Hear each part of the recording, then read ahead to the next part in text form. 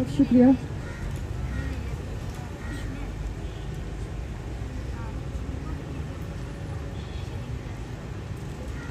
आज से 12 साल पहले जब मैं पहली दफ़ा इस्लामाबाद आई थी, इसी प्रेस क्लब के सामने हमने एहतिजाजी भूख हड़ताली कैंप लगाया था। उस वक़्त मेरे वालिद की जबरी गुमशुदगी को 2 साल का अरसा मुकम्मल होने वाला था और वो भी एक ट्रेन मार्च थी। उसके बाद 2013 के स्टार्टिंग में मार्च के महीने में एक और ट्रेन मार्च, जिसमें हम तमाम लापता अफराद के लवाहिकीन इस्लामाबाद प्रेस क्लब के सामने भूख हड़ताली कैंप लगाकर अंधे और बहरे लोगों को, हुक्मरानों को अपनी आवाज़ सुनाने आए थे। एक और मार्च की जिक्र करता चलूं कि 2013 में सितंबर के महीने में जो एक पैदल मार्च क्वेटा से कराची से इस्लामाबाद तक लापता अफराद के लवाहिकीन की क़यादत में, मोहम्मद कदीर और फरजाना मजीद की क़यादत में जब आई, इसी जगह पे, इसी सेम जगह पे हम लोग आए थे और इसी तरह के चंद रियासती एजेंट नुमा सहाफ़ी आए थे और वो हमसे इसी तरह के सवाल कर रहे थे जो अभी हालिया दिनों में प्रेस क्लब के सामने हमारे ऐसे एहतिजाजी कैंप में सहाफ़ियों को बेचकर सवालात हमसे किए जाते हैं। और अलमिया देखें कि इस दफ़ा फिर हम वही लोग, वही मिसिंग पर्सन्स के फैमिलीज एक दफ़ा फिर एक मार्च की शक्ल में आए हैं।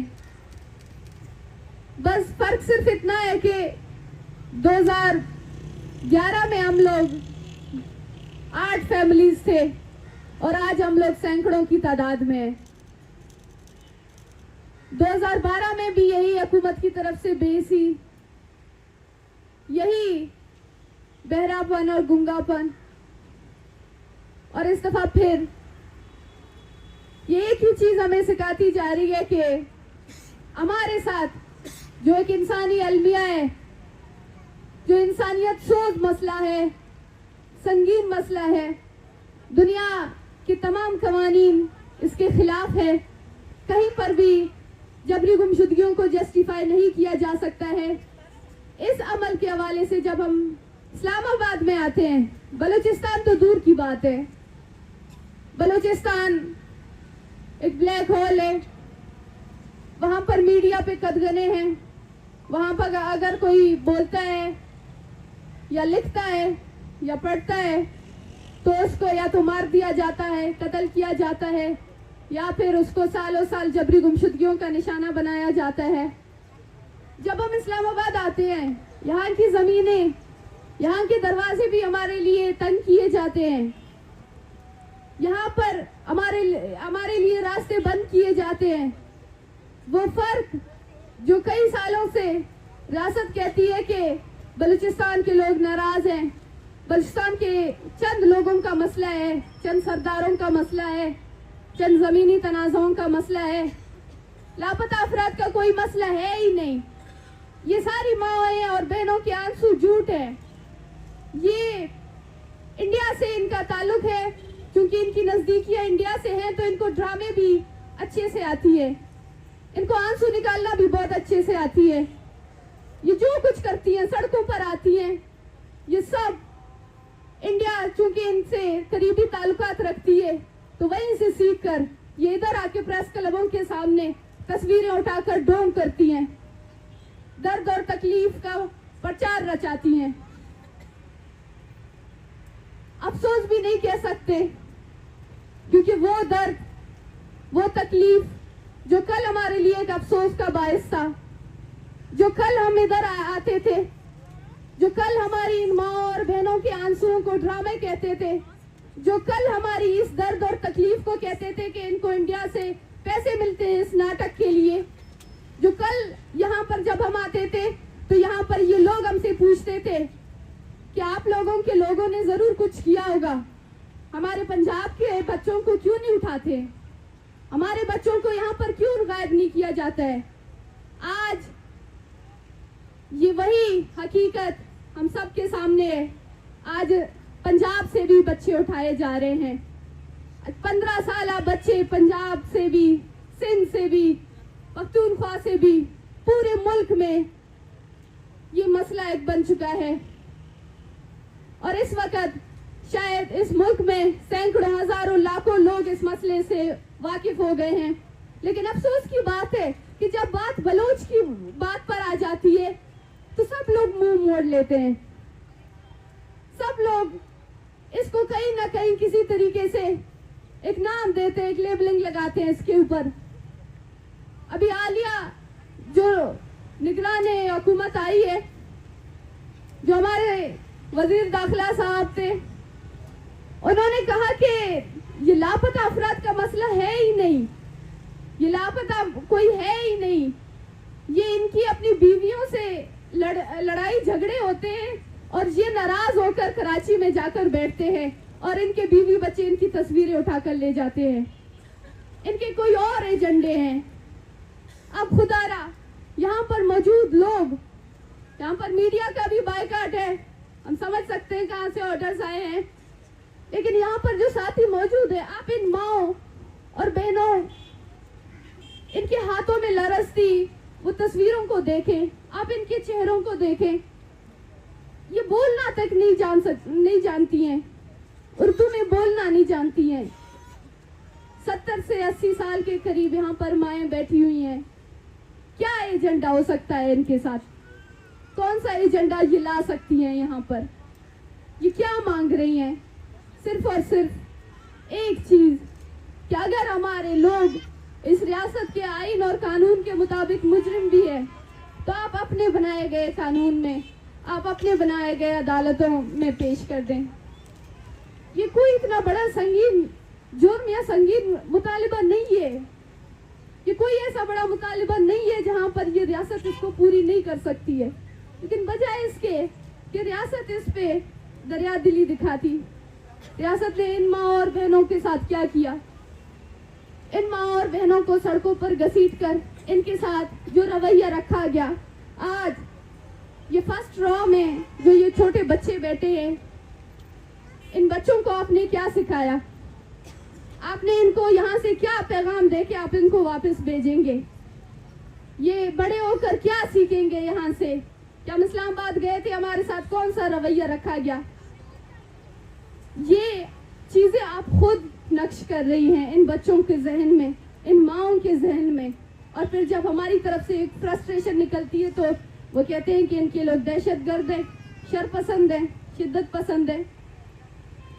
अगर एक तरीके से, एक तरफ से बार बार ताकत का इस्तेमाल होगी, एक तरफ से बार बार लाठियों का इस्तेमाल होगा, एक तरफ से बार बार आपको गिरफ्तार किया जाएगा, FIRs किए जाएंगे आपके ऊपर, और दूसरी तरफ से आप हर बार हाथ जोड़ते हैं, आप हर बार पाँव पड़ते हैं, आप हर बार वास्ते देते हैं, आप हर बार जो है मुतालिबे करते हैं। एक तरीके से पुरअमन और दूसरी तरीके से ताकत के इस्तेमाल का रिश्ता देर तक तो नहीं चलेगा। कहीं ना कहीं ये लोग थक जाएंगे, कहीं ना कहीं ये लोग एक दिन बैठकर खामोश हो जाएंगे, या फिर ये अपना फ्रस्ट्रेशन किसी और तरीके से निकालेंगे। खुदारा इनके मसले को सुने, इनका कोई एजेंडा नहीं है यहाँ पर, ये किसी एजेंडे के ऊपर नहीं आई हैं। ये वही लोग हैं कि ये बड़ी उम्मीद के साथ यहाँ पर आई हैं, बहुत बड़ी उम्मीद साथ लेकर यहाँ आई हैं। इनको मायूस ना करें, इनके हाथ में कुछ तो इनको दे दें, और कुछ ना सही, इनके बच्चे ना सही, कम से कम आप उनके बच्चों की जिंदगी के बारे में इनको बता दें। रियासत तो रियासत होती है, रियासत अजीम होती है, रियासतों का दिल तो बड़ा होता है। यहाँ पर इस रियासत का रवैया क्यों? यहाँ पर इस रियासत का दिल इतना छोटा क्यों है? हमारे साथ जाकिर मजीद की वालदा है, वो कल कहती है कि मैं जब से इस्लामाबाद आई हूँ, मैंने इस्लामाबाद देखा है, मैंने ये सड़कें, ये बड़े बड़े बिल्डिंग्स, ये यहाँ की जो है आबादी, हर चीज को देखकर हमें थोड़ी सी भी इस पे हसद नहीं होती है, हमें थोड़ा सा भी रश्क नहीं आता है। ये आपका शहर है, आपने इसको बनाया है, ये आपको मुबारक। लेकिन हमारे पास हमारे चंद बच्चे थे जिनको हमने बड़ी मुश्किल से पाल पोस के बड़ा किया। गुर्बत में किस तरह के हालात में उनको पाल पोस कर बड़ा किया। आपने हमसे सिर्फ हमारे वो बच्चे छीन लिए। आप इस माँ की कैफियत को समझ सकते हैं कि ये क्या कहना चाह रही है? आप इसकी तकलीफ की गहराई को समझ सकते हैं कि ये क्या कहना चाह रही है? शेख बालाज की वालदा कहती हैं कि मैंने आज तक इस रियासत से कुछ नहीं लिया, कहीं से कोई फंड नहीं लिया। मैंने अपने बच्चों को गुर्बत में पाला है। मैंने बलूची कशीदाकारी करके अपने बच्चों को पढ़ाया है, उनको लिखाया है, उनको बड़ा किया है। किस बुनियाद पे इस रियासत ने मेरे बच्चों को मार दिया? कौन से एहसानात थे इस रियासत पे कि उसने इतनी बेदर्दी से मेरे बच्चों को कत्ल किया? ये फर्क और दर्द जो आप पैदा कर रहे हैं, ये रियासत खुद पैदा कर रही है। हमारे जो एक लेफ्टिस्ट है, वो जो कहते हैं कि पाकिस्तान में जो अलहदगी पसंद है वो वही लोग हैं जो GHQ में बैठते हैं, वो जो कैंट्स में बैठते हैं। उनके तालीमी अदारे अलग हैं, उनके रिहाइश की जगह, उनकी स्कीमें अलग हैं। वो हमारे साथ रहना नहीं चाहते। अलहदा पसंद तो वो हैं। अगर हकीकत में देखा जाए तो बलूचिस्तान को इस रियासत ने खुद अलहदा किया है। बलूचिस्तान के लोगों को आप खुद पंजाब में एंटर होने नहीं दे रहे। आप ये लाइन खुद ड्रा कर रहे हैं कि बलूचिस्तान के लोगों के लिए पंजाब में कोई जगह नहीं है। तो इसके बावजूद भी आप वही तवक्कुआत करते हैं, आप वही चीज एक्सपेक्ट करते हैं कि मैं बार बार ताकत का इस्तेमाल करूं और बार बार दूसरी तरफ से जो है पुरम तरीके की एक रिएक्शन मिले। इस तरीके से नहीं होता है। हमें कहा जाता है कि आप लोग के लहजे सख्त हैं। हमें कहा जाता है, सोशल मीडिया पे तनकीद होती है कि ये जो आप जेनोसाइड का, ये जो आप कॉलोनी का लफ्ज इस्तेमाल करते हैं, ये बहुत बड़े अल्फाज हैं। लेकिन उन लोगों से कहना चाहती हूँ कि कभी आप लोग आए बलूचिस्तान को तो देखें। हमारी नज़र में ये जेनोसाइड, ये कॉलोनी बहुत छोटे अल्फाज हैं। बलूचिस्तान इस वक्त जबर की आग में लिपटी है। बलूचिस्तान में बलोचों की जिंदगियां जिस तरीके से महरूम किए गए हैं, बलूचिस्तान को आज एक खाई में धकेला गया है, वो हम जी रहे हैं। वो हमसे पूछें कि ना हमारे पास हमारी नींदें हैं, ना हमारे पास हमारा चैन है, सुकून है, ना हम लोग जी सकते हैं, ना हम लोग मर सकते हैं। ये हमसे पूछें। छोटे छोटे बच्चे इस चीज से मुतासिर हो रहे हैं। छोटे छोटे बच्चों की जिंदगियां यहाँ से जो है रियासत निकल रही है। हमारे लोग, हमारे पढ़े लिखे लोग, हमारी एक पूरी नस्ल आज रियासती जिंदानों में कैद है और उनके पीछे उनके जो है लोग, उनके रिश्तेदार वो जहनी मरीज बना दिए गए हैं। फिर भी आप कहते हैं कि आप लोग जेनोसाइड का लफ्ज इस्तेमाल नहीं करें, आप लोग कॉलोनी का वर्ड इस्तेमाल नहीं करें। कोई अगर आपके घर में आए, कोई अगर आपके घर में आपकी जिंदगी का फैसला करे, आपके जीने और मरने का फैसला करे, आपके रहने और खाने पीने का फैसला करे, तो आपको कैसे लगेगा? कोई अगर आपके घर में, हमारे सिर्फ चंद बलोच तलबा यहाँ पर आते हैं तालीम हासिल करने के लिए, यहाँ पर रोजाना की बुनियाद में उनकी प्रोफाइलिंग की जाती है, लेकिन वहाँ पर रोजाना की बुनियाद में दिन रात हमारे घरों में वहाँ पर फौजी एहलकार आते हैं, वहाँ पर चादर और चार दीवारी की पामाल की जाती है। वहाँ पर ये नहीं देखा जाता है कि कौन सा बच्चा है, कौन सा बड़ा है, कौन औरत है, कौन मर्द है। ये चीजें तक नहीं देखी जाती हैं। लोगों की इज्जतें महफूज नहीं है, छोटे छोटे बच्चे तक महफूज नहीं है वहाँ पर। वहाँ ऐसे इलाके भी हैं जहाँ पर आप जाते हैं और रात के 6 बजे के बाद अगर आप मर भी जाएं, कोई भी इमरजेंसी हो, आप अपने घर से बाहर नहीं निकल सकते। क्या इसको कॉलोनी नहीं कहते हैं? जहाँ पर आपसे आपकी जीने का हक, आपके रहने का हक, वो तमाम आपके बुनियादी हक, वो तमाम बुनियादी सहूलतें आपसे छीन ली जाती है और फिर कहते हैं कि बलूचिस्तान में कोई मसले नहीं है। और यही वजह है कि जब हम यहाँ पर आ रहे थे, पंजाब में जब हम आ रहे थे, इस्लामाबाद में हम जब आ रहे थे, तो रास्ता रोका गया। हम उन बलूचिस्तान में होने वाले जुल्म और जबर को बेनकाब करने के लिए आए थे।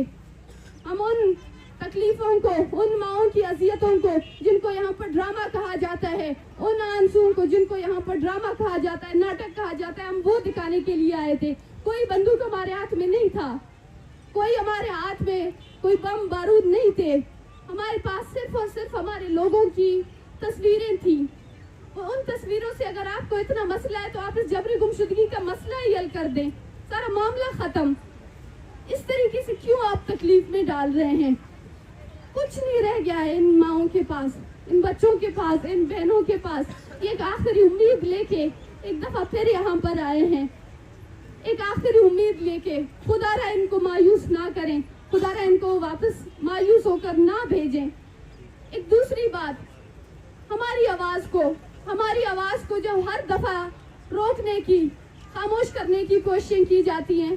मैं अपनी बात आखिर में सिर्फ ये कहना चाहूंगी कि हमने हमेशा बोला है, आपने हमारे घर के मर्दों को गायब किया, आपको लगा कि शायद इनकी घर की औरतें अपने घरों से नहीं निकली होंगी, वो शायद आपसे सवाल नहीं करेंगी, लेकिन आज यहाँ पर जो खवातीन बैठी हैं वो ही लीड कर रही हैं, वो ही अपने मर्दों के मुकदमात लेकर इस्लामाबाद आई हैं। इस बात से आपको अंदाजा हो गया होगा कि आप गलत थे, लिहाजा अभी इस गलती को सुधारें, अभी इस गलती को सुधारने का वक्त है। आप आए, इनसे बात करें।